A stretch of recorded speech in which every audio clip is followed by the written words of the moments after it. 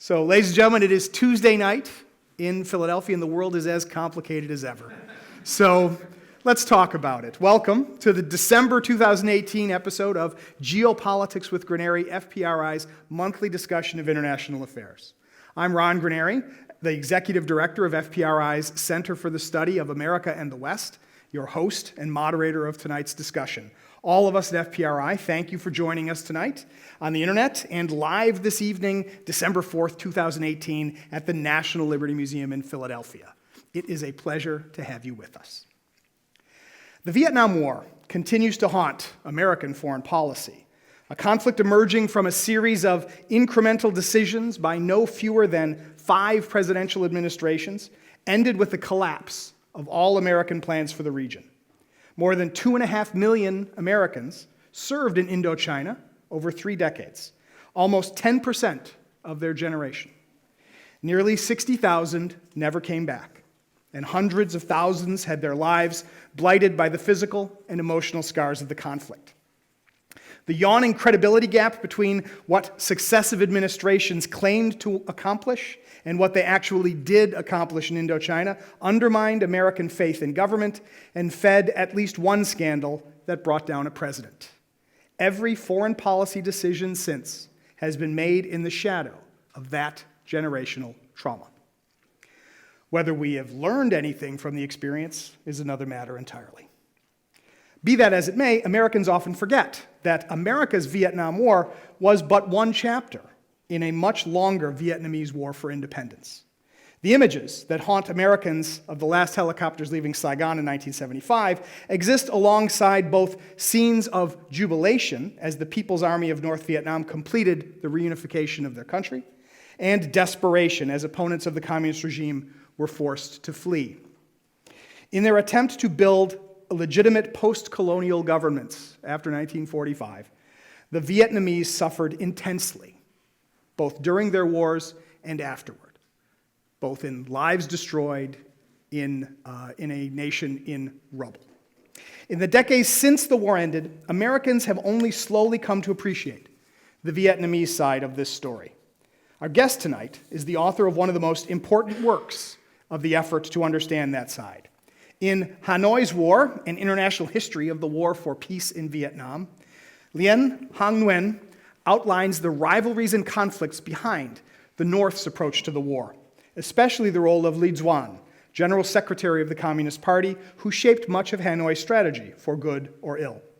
His hopes to force a quick resolution through a general uprising led to waves of escalation in 1964, 1968, and 1972, none of which ended the war exactly on Hanoi's terms. But Nguyen's work reminds us how the Vietnamese were, quote, anything but puppets or passive players in the war for peace, even if that peace could only be won through the barrel of a gun. In her work since Hanoi's War, Professor Nguyen has continued to explore the Vietnamese side of the war and to place the conflict in the broadest possible global context. If there are lessons to be learned, her work will be essential to learning them. So how did the Vietnam War look from Hanoi? Would better understanding of that perspective have changed the course of the war? How should Americans view the war with the advantages of that new insight? These questions and yours will guide us in conversation tonight with our guest, Lien-Hang Nguyen. Dr. Lien-Hang Nguyen is the Dorothy Borg Associate Professor in the History of the United States and East Asia at Columbia University. A graduate of the University of Pennsylvania and Yale, she is one of the first historians granted access to the previously closed Vietnam archives, leading to her first book, Hanoi's War. She is currently completing Tet 1968, The Battles That Changed the Vietnam War and the Global Cold War. She is also the general editor of the forthcoming Cambridge History of the Vietnam War, as well as co-editor of the Cambridge Studies in U.S. Foreign Relations. A brilliant young scholar and one of the world's leading experts on the Vietnam War. We are delighted to have her with us tonight. Welcome, Lien-Hang Nguyen.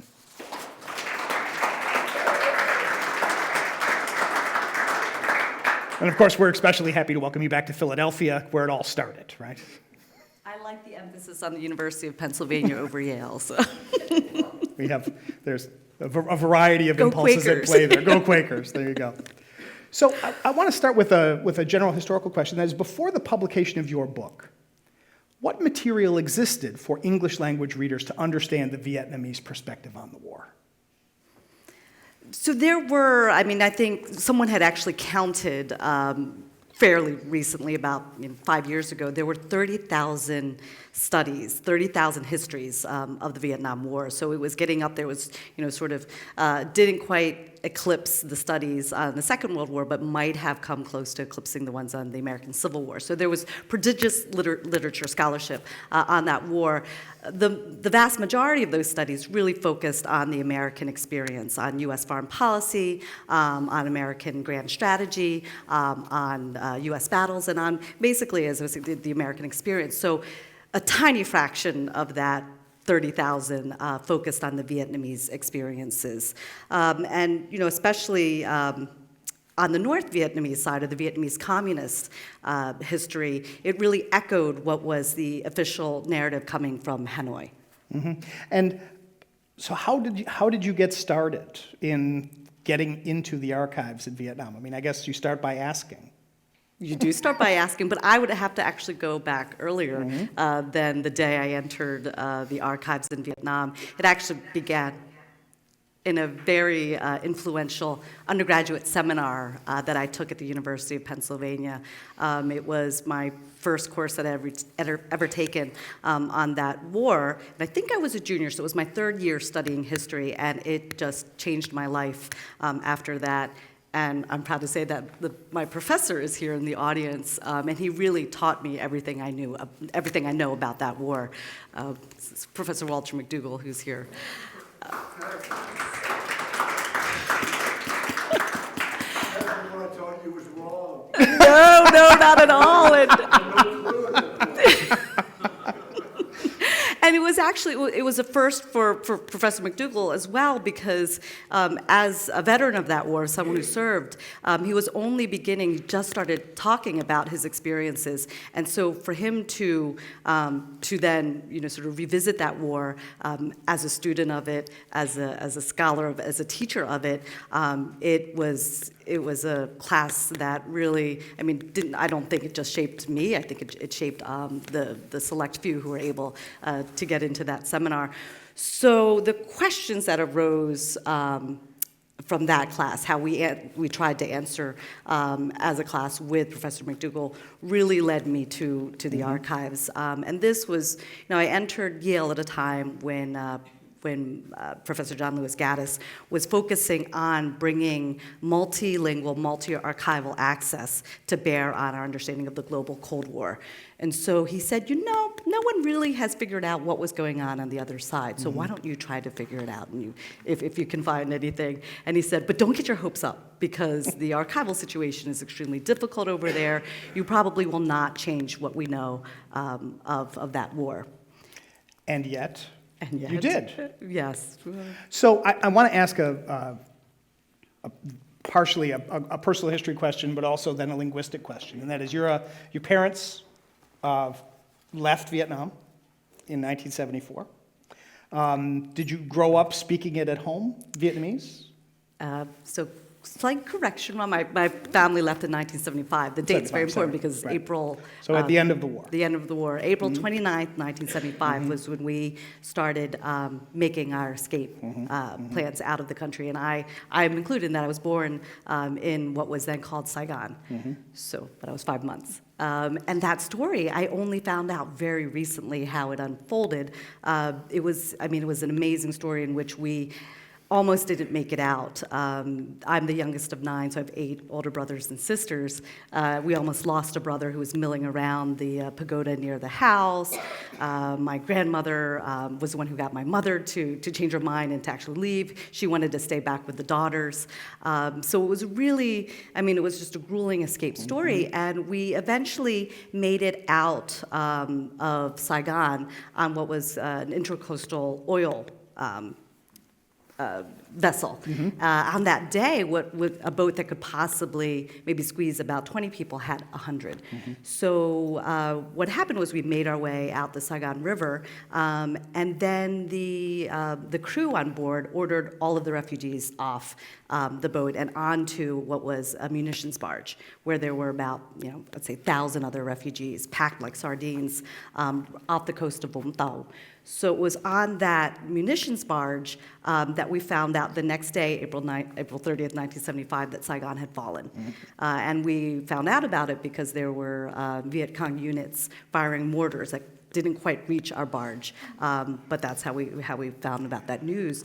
And then from there, it was also a harrowing escape, because when military Sea Lift Command had brought sort of put all ships, both commercial or military, out to find fleeing refugees.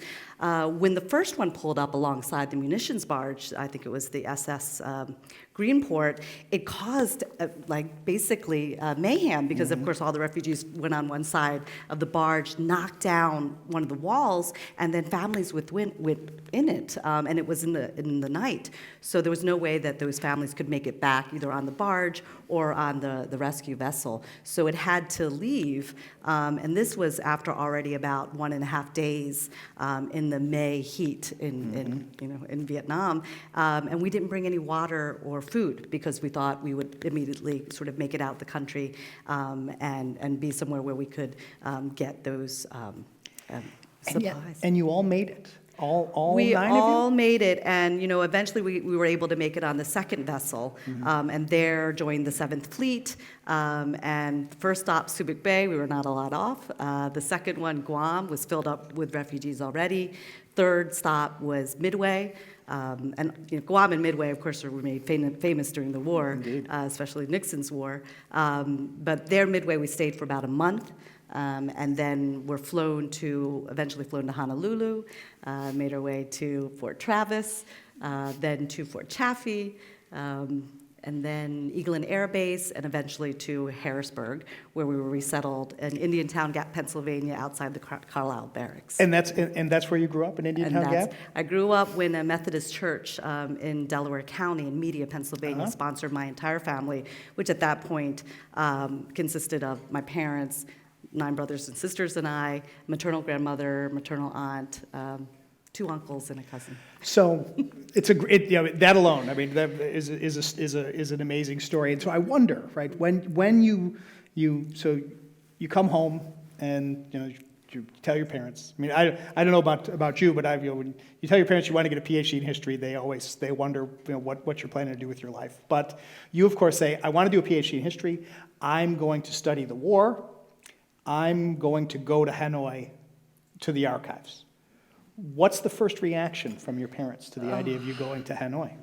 Oh, they were, well, at that point, my parents had already visited the country, and so it was still, though, very, they were very scared to send their daughter to Vietnam. And they were concerned about what would happen to me in Vietnam, asking these questions about sort of a high strategy, how did Hanoi win this war? And because my father had served in the armed forces on the southern side, he was in the Army of the Republic of Vietnam, he was also Catholic. So his family had fled North Vietnam in 1954 when the country was partitioned with the Geneva Accords. My mother's side, however, there were members in her family who actually joined the Communist Revolution in the South.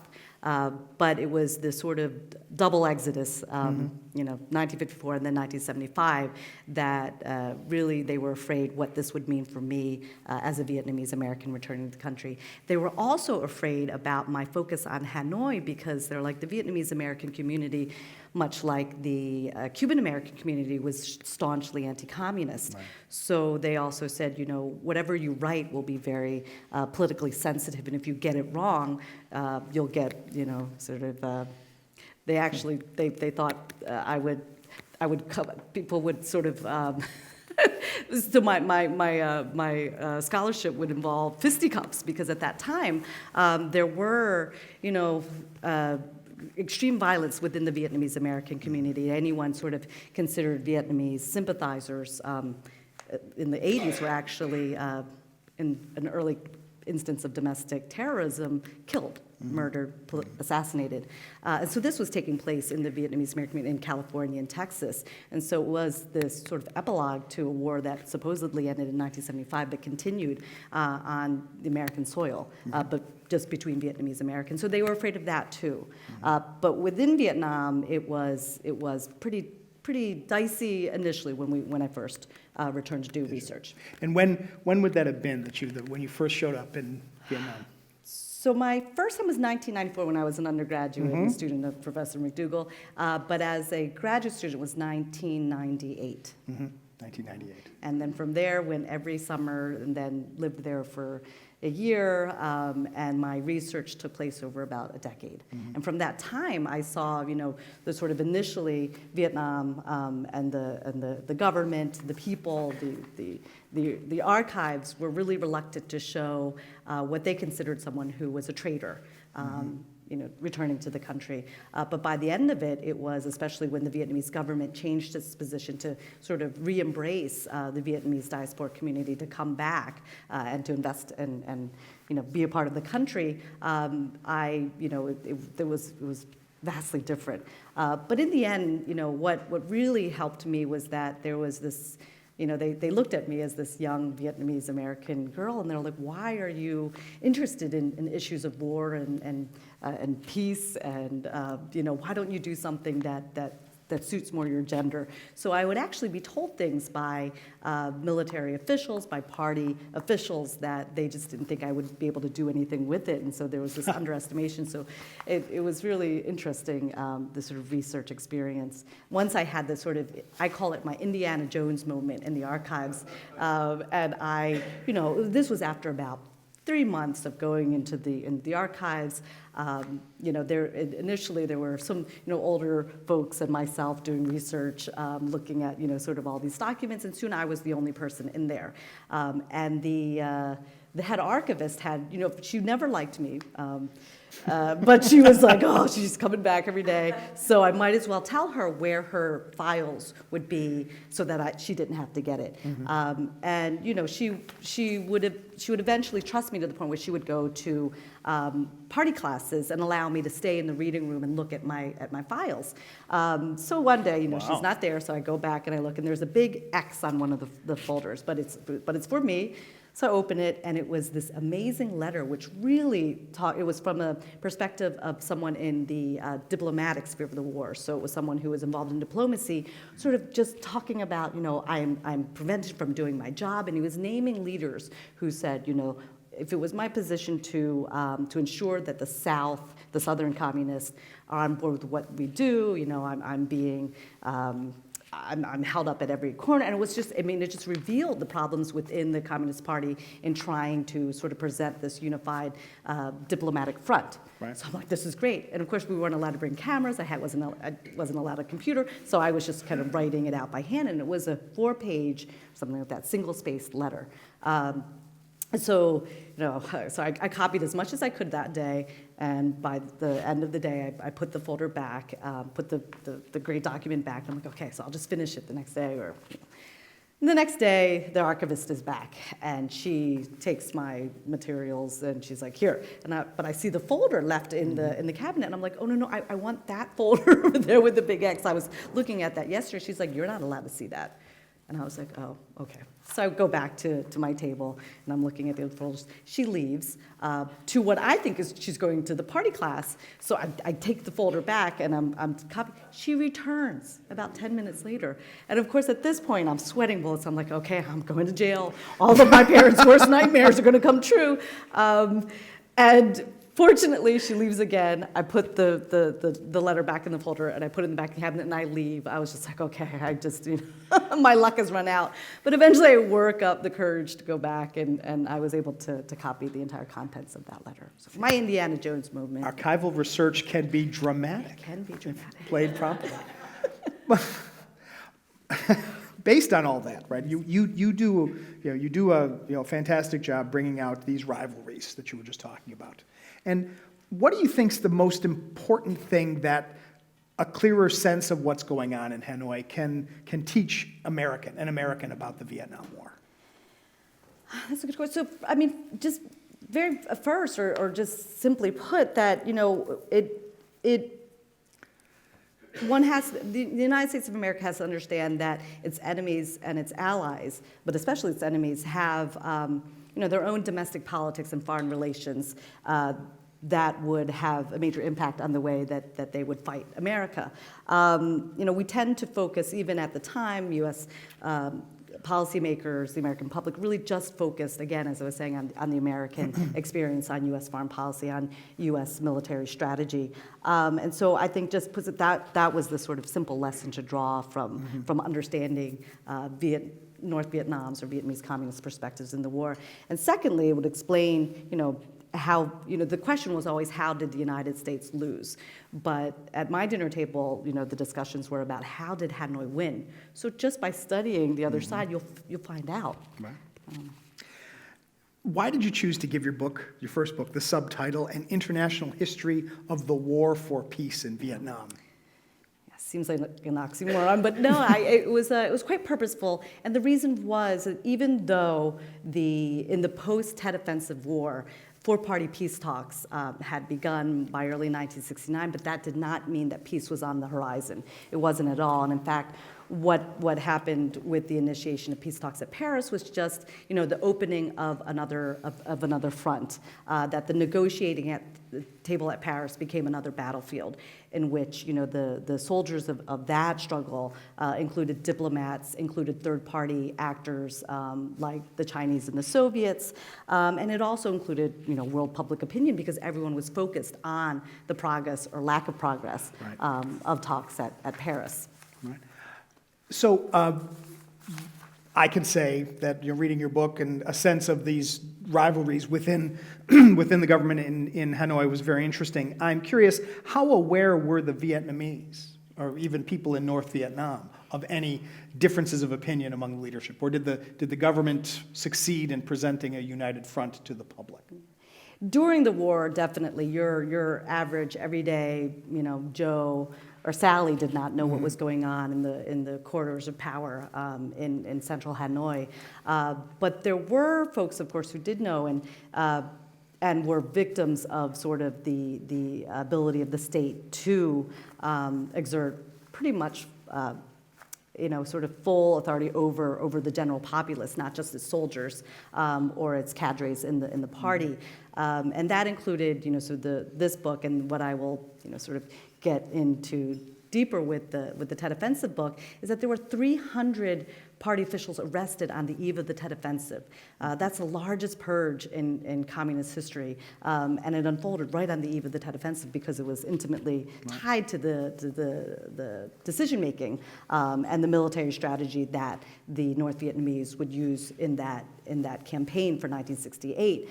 And just to give you a little, you know, sort of taste of what the next book will include, what I open up with is what I think was a near assassination attempt on Ho Chi Minh's life on December 23rd, 1967, to block the passage of the Tet Offensive resolution written by Le Duan. He did not want that strategy to be the one implemented for military year 1968, and they almost tried to kill him. So that very idea, right? The idea that you had members of the North Vietnamese leadership who wanted to assassinate Ho Chi Minh. So much of, I mean, even when I think of public opinion in the West that was critical of the American war effort and that saw itself as sympathetic to the Vietnamese, generally tended to focus on the character and the personality of Ho Chi Minh, and so much of the sort of the folklore about the war. It's all about Ho Chi Minh.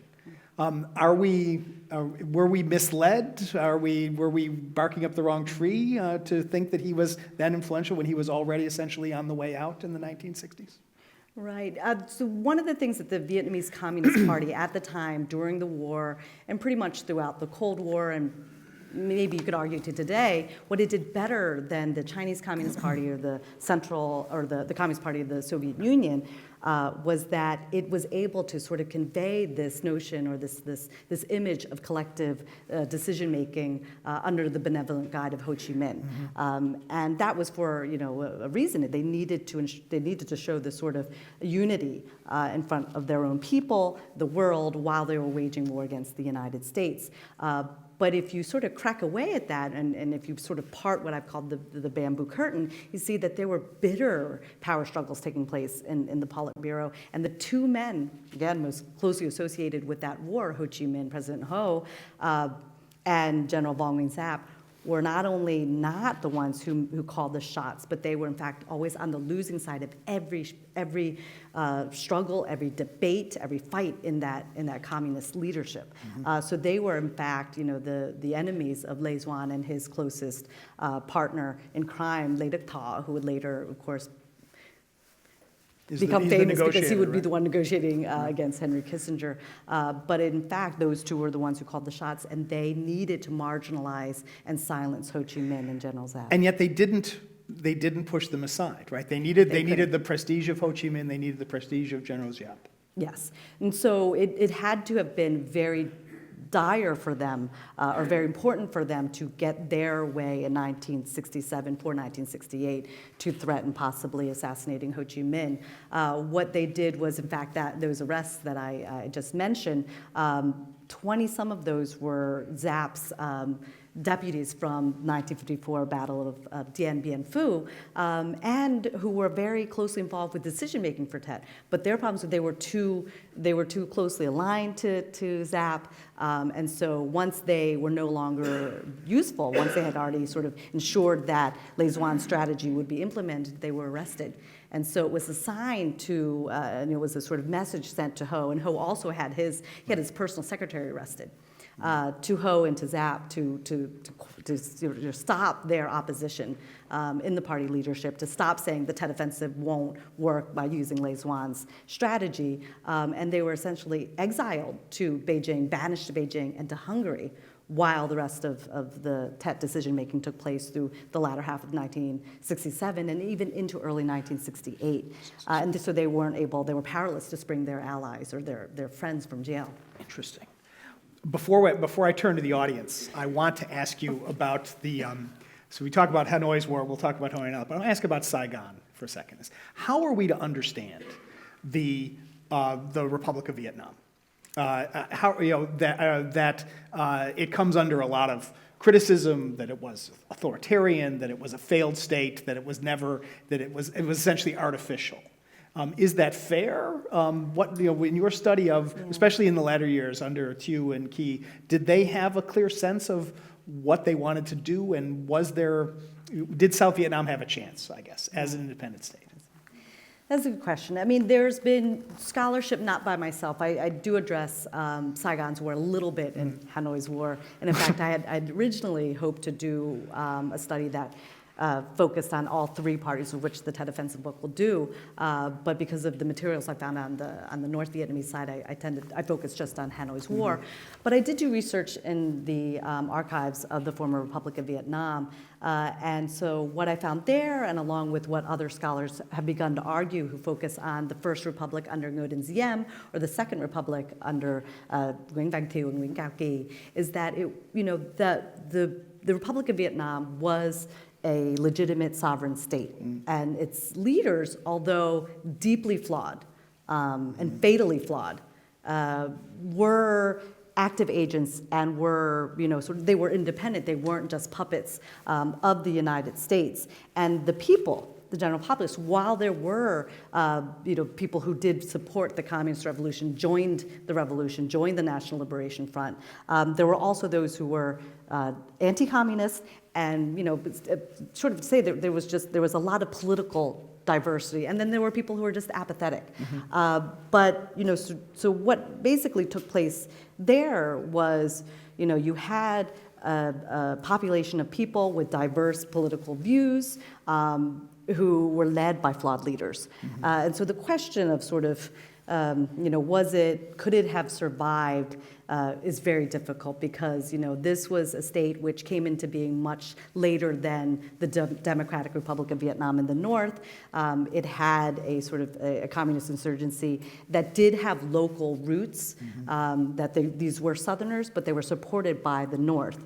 And then you had an ally that chipped away at any sort of legitimacy. So it had, sort of problems and issues facing it that the North didn't have. The South wasn't sending soldiers up north. And, the Soviets and the Chinese, although they tried, the North Vietnamese could play them off each other to sort of maintain this veneer of independence and autonomy, of which they did have. Whereas the United States, especially in the latter years of the war, the Nixon administration was happy to ignore the government in Saigon and try to present it with faits accompli as they're negotiating the end of the war. Right. So I'm going to turn to the audience. Question. Yes, sir. Wait for the microphone to come to you. Rachel will bring it to you. And make sure you speak into the microphone. Go ahead, sir. I'm curious, as an educator and researcher, I was wondering how the archives, you think the archives evolved there, and how sophisticated did you think they were as you worked with them? That's a good question. So the archival landscape, I should explain a little bit with, because I also have more. The archives that would have informed the most for my writing of Hanoi's War are actually closed. So that includes the Foreign Ministry archives, the military archives or the defense archives, and the Foreign Ministry archives. They're closed not only to foreign scholars, they're also closed to national scholars. So you have to actually be a member of the party, the Foreign Ministry, or defense, or military to access those materials. So any Vietnamese scholar couldn't go in. There were, though, the National Archives, and so that's where I did most of my research. By the end of my, I guess, decade-long research journey, I was able to access the Foreign Ministry archives. I think I am still the only person who is only non-Foreign Ministry official, non-Vietnamese nationalist who has been able to access those Foreign Ministry collections. In terms of, it's a one-party state, and the state controls the production of history in Vietnam. They control what one is able to see in the archives, so it's highly sophisticated in that sense. And so I greatly enjoyed my time doing research. So even though the archivist didn't like me, I held 100% respect for her. She worked hard. She took those party classes to rise through the ranks. And what you're able to find in the National Archives and other places, there's so many histories that should be written based on the materials that exist there. Have you sent any students to Vietnam yet? I have. I did when I was at the University of Kentucky. There I had the honor of replacing George Herring, who I think was written the leading study of America's longest war. That's the title of America's Vietnam War. From the audience, any other questions? Yes, sir, right here. Microphone will come to you. Hi, great presentation. I'm just wondering, in your research of North Vietnam, the United States, sent 2.5 million people, and each month it looks about 30,000 being drafted, and then as the war continued, casualties mounted, and public opinion started, mounting against the war. I know that Hanoi controlled the media, but amongst the villagers who were sending their sons to South Vietnam, and correct me if I'm wrong, but somewhere between, 500,000 and 1 million were killed? Were there similar rumblings amongst the North Vietnamese people about when's this war going to end, how many casualties were taken, we're losing so many? And was that ever reported? I know, again, there's not the media that was very open here in this country, but there has to be, a grapevine amongst the people about that. Your figures are exactly right. The Vietnamese Communist government just released the numbers, and for the totality of the wars from 1945 to 1975, they're saying about 3 to 4 million, and I think those figures are correct. But for the period of 1965 or 63 to 75, it is 500,000 to 1 million.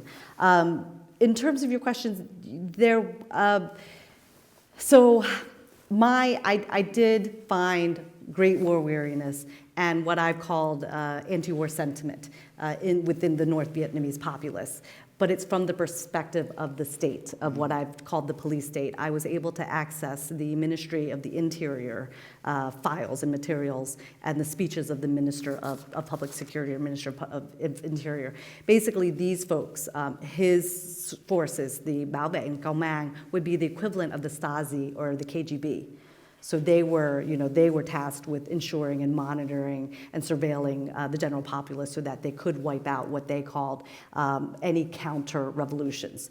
And they identified many amongst various groups, amongst the youth, amongst the musicians, amongst returning soldiers.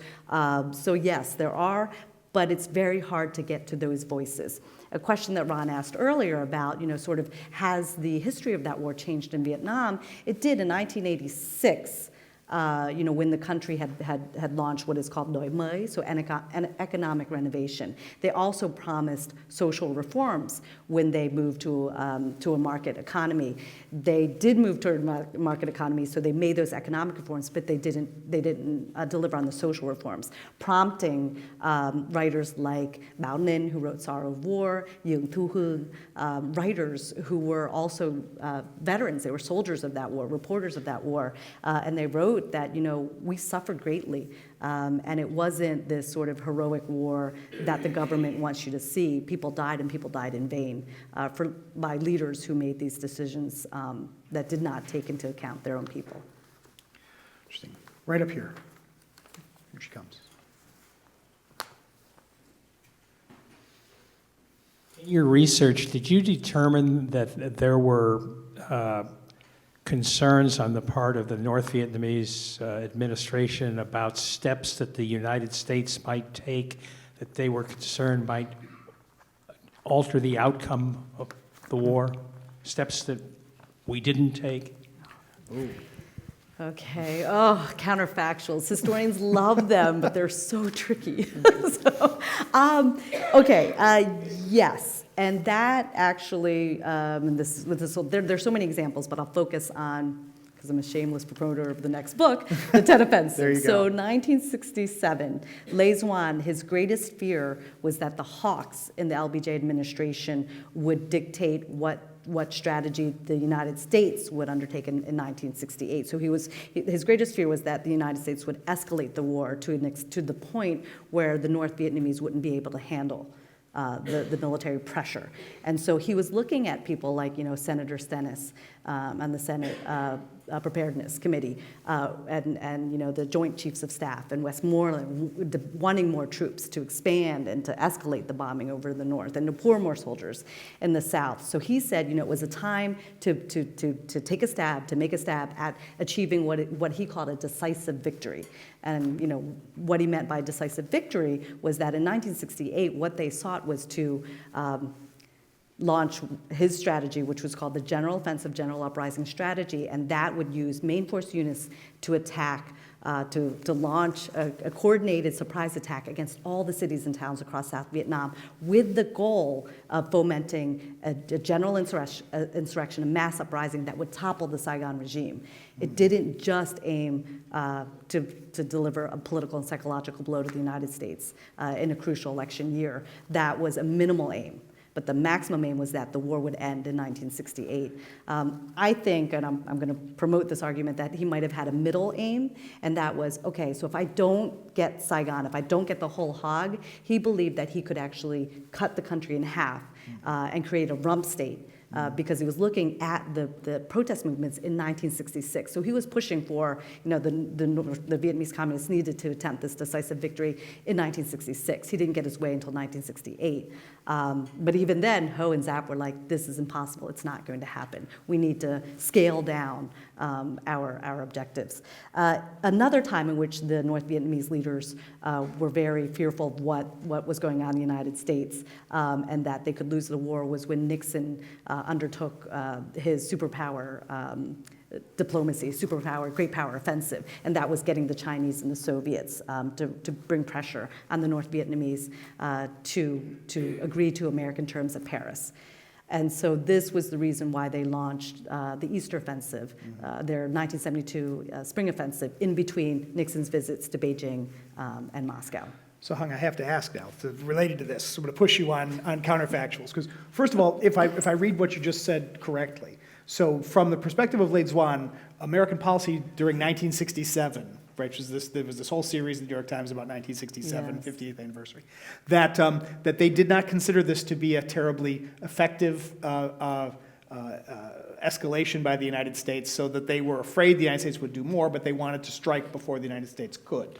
Is that right? Yes. So mirror developments taking place in the capital of Hanoi and capital of the United States, Washington, D.C. So in the same way, both sides had concluded that a stalemate had descended over the military battlefield in South Vietnam, and that they needed to shatter that and to basically change that situation and to win it. What happened in Hanoi was just like in Washington, D.C. Lê Duan recalled a general from the South back to the home front, back to the capital. That was General Nguyen Thi Thanh in the spring of 1967, and he was supposed to shore up Lê Duan's war policies, just like William Westmoreland was recalled back to D.C. to launch a public relations campaign to shore up support for Johnson's war. And so you had these, sort of strategy deliberations taking place in 1967 that just had all of these eerie similarities. But in the case of North Vietnam, that general died mysteriously before he was set to return south the next day. And so that was Lê Duan's dilemma, and that's why it took him about a half month to push forward his strategy for the remainder of the year. So to push one more time on counterfactuals, because this is, you mentioned that, so in 68 they're afraid, in 72 they're afraid that the United States might do something that could change it. But the narrative that I would say has become the conventional wisdom is nothing the United States could do could have stopped North Vietnam from, could have brought North Vietnam to accept an end of the war on American terms. Do you think that is true? I think it is true because by the time Lê Duan won his way, despite not possibly being able to assassinate Ho Chi Minh on December 23rd, the party leadership had already approved his plans, his strategy for 1968. So that happened pretty much by the fall of 1967. I'm sorry, now where am I going with this? So what happened on the American side, and this is connected to, by the time Lê Duan had his strategy accepted, he put forth what was called the deception plan. He ordered his general staff to disseminate these plans that made it look like Hanoi was focused on Khe Sanh, a marine base in the northwest of South Vietnam. And in fact, these plans were pretty, they were detailed. They said that there would be 3 waves of attacks over 1968. The focus was just Khe Sanh. They would order their diplomats to start reaching out to the United States, saying we're ready for to talk. And what they were hoping was that the Americans would assume that the Vietnamese were once again trying to create a 1954 Dien Bien Phu type scenario where they would, it was just one battle in a remote part of Vietnam, but that victory would open the negotiations so that Vietnam could then have an upper hand in the talks that would take place. But that was a deception plan, and LBJ and Westmoreland fell for it. So when the siege began in early 1968, about a few weeks before the actual attacks took place during the Lunar New Year, Johnson said to Westmoreland, I swear that you will uphold and you will defend and you will not let Khe Sanh fall to the Vietnamese, and of course Westmoreland didn't need any convincing. Even when the attacks, the real ones that were supposed to, the main focus was the cities and towns further south on the coast, he was still focused on Khe Sanh. Yeah. Well, this is good. Yes, sir. Right here. Wait for the microphone to come to you, please. What did Hanoi think about the American anti-Vietnam War movement, and how much effect, if any, did it have on Hanoi's policy? Good question. So in my Over the course of my research, they were keeping track of domestic developments in the United States. So that meant sort of figuring out where Congress stood, who were the main anti-war senators, sort of what bills were being proposed. The focus was more about the situation in Congress and what sort of pressure they could put on the president.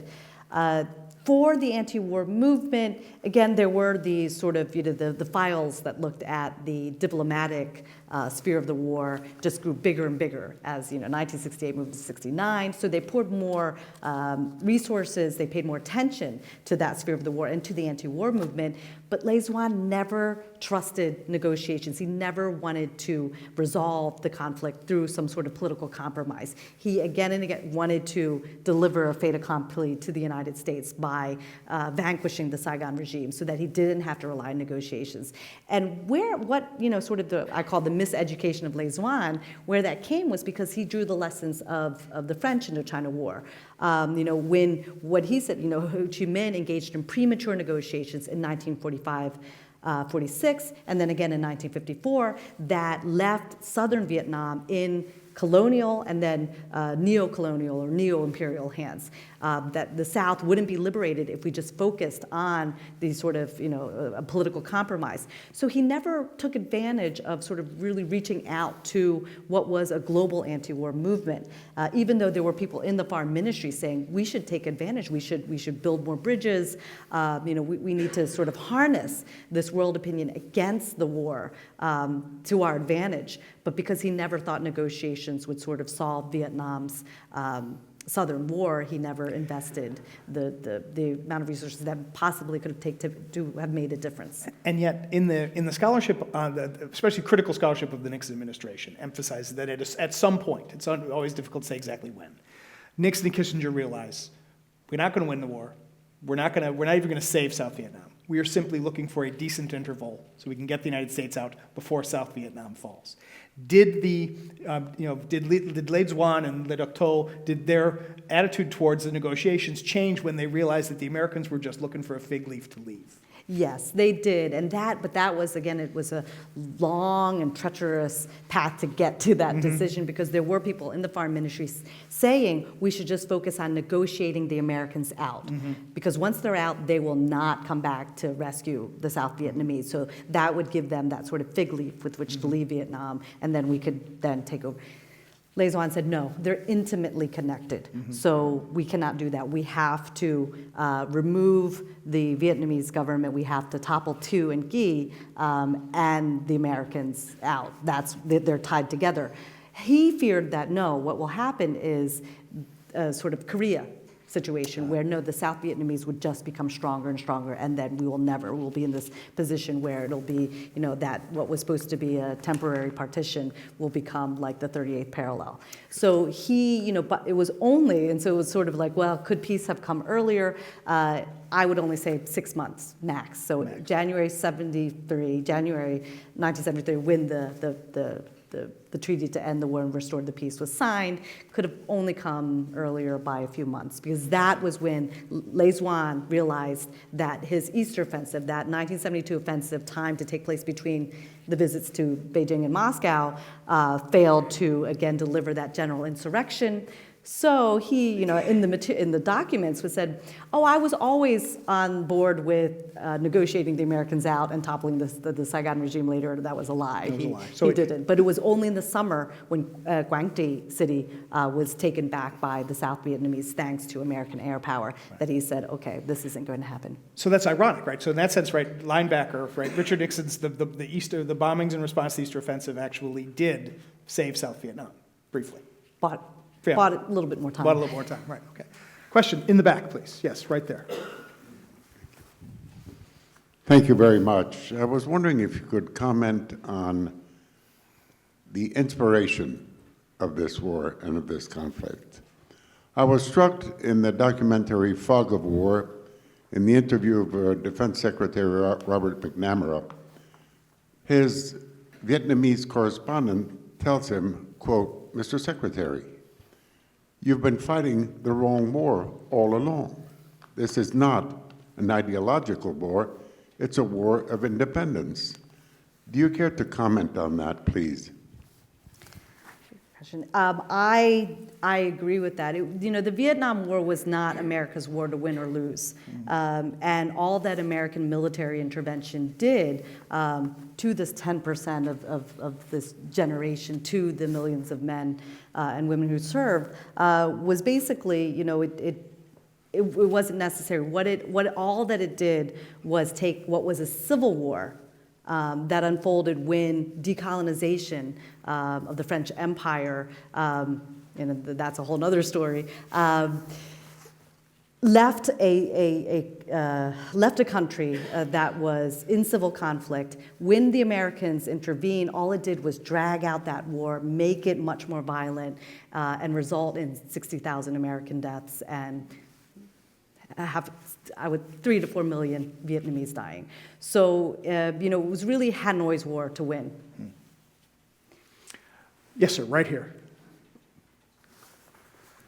She's right behind you. She's right behind you. Over your other shoulder. There you go. I have a question. Most of my research is on China, and I spend a lot of time looking at the Cultural Revolution. There's a whole field of scholarship on the Cultural Revolution about all these informal economic networks and how post-Cultural Revolution, post-reform, that the people who had access to resources and capital during that time and those informal networks were the ones who really came out as the winners during the reform era. Was that the case in terms of the North? I mean, if you look at the North and the South viewed the U.S. as sort of a bottomless ATM, whereas the North had sort of limited access to capital and resources. During the war itself, were there informal economic networks? Or, I mean, I'm just curious about primarily how the war was financed and how people managed to get by on a day-to-day basis. That's a good question. So the short thing I'll say about actually the Cultural Revolution, which I think is a great area if a student would take this, is to look at the impact of the Chinese Cultural Revolution on the Vietnam War. When Mao let loose all the Red Guards, I mean, it just wrought havoc on the aid, the transport of aid into Vietnam. And this was really when Lê Duan realized, he's like, the Chinese are problems. He had leaned towards Beijing starting in late 1963. China was Vietnam's greatest benefactor, but the Soviet Union overtook China in 1968.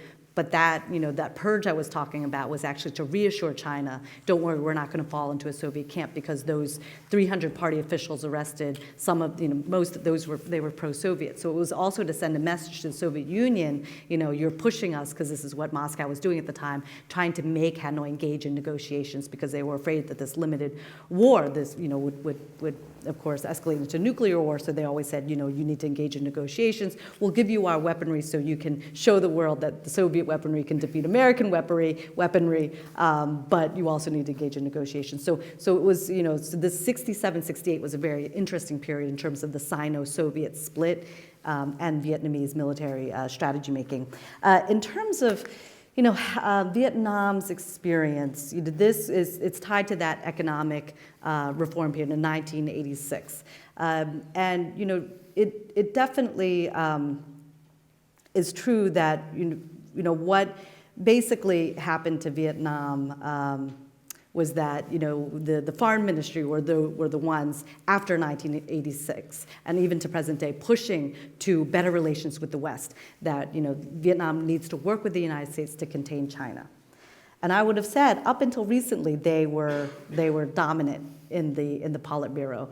But with the latest developments, it's clear that the conservative faction of the Vietnamese Politburo is in control, and their policies is basically to strengthen ties with China, to put ideological solidarity with Beijing. That is linked to the Vietnamese communist legitimacy within country. And the reason that this is complicated is because right now the Vietnamese people see what's going on in the South China Seas, and they see these special economic zones that basically is, these are two examples of Chinese neo-colonialism. And they're protesting. There are these, sort of flash demonstrations. But the leadership needs to align itself with Beijing. So they're playing a very complicated game in which, they're trying to signal to the United States, stay, we need you. But they can't anger Beijing because they need them to stay in power in Vietnam. It's ironic, right? The American interest in Vietnam was built around images of dominoes when actually the game that people should be playing is checkers, right? Whoever you're close to, you're probably in conflict with. Whoever's on the other side of that person, you're more likely to be friends with. We could go on, but I'm afraid we are just about out of time for tonight. So thank you, Lien-Hang Nguyen, for this conversation. FPRI would especially like to thank the National Liberty Museum for hosting us, and the Stanley and Arlene Ginsberg Family Foundation for their generous support for this program. Tonight's conversation was terrific, but it is, of course, just the beginning. The world goes on, and every month we are here to discuss it on Geopolitics with Granieri. If you have enjoyed our discussion tonight, please tell a friend and bring a friend next time when we will gather to analyze our complex world.